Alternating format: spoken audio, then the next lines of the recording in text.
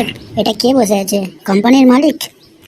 ধুর বাঞ্চত, এ তো আমাদের কোম্পানির লেবার। বাঞ্চদের ভাব দেখো না, যেন কোম্পানির মালিক।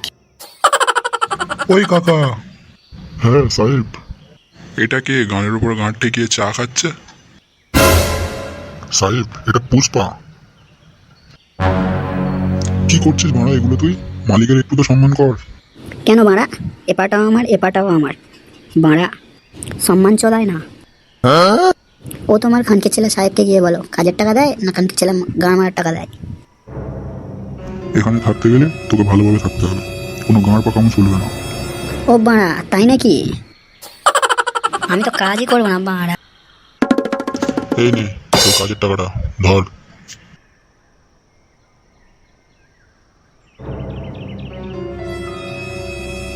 এই বোকাচোদা, তুই আবার কোথায় যাচ্ছিস? কাকা, ওর কথা শুনে আমার মন ধন সব শান্তি পেয়েছে, তাই আমি আর কাজ করব না। পুষ্পা, এ এমন এক ছেলে, নয় গাঁড় মেরে যাবে আর নয় অনেক বড় কিছু হবে।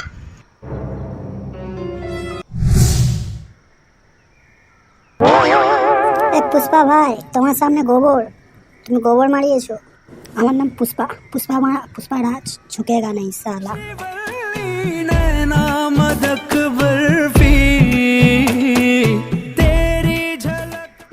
পুষ্পা ভাই, আমি তো তোমার সাথে এলাম, কিন্তু আমি করবোটা কি?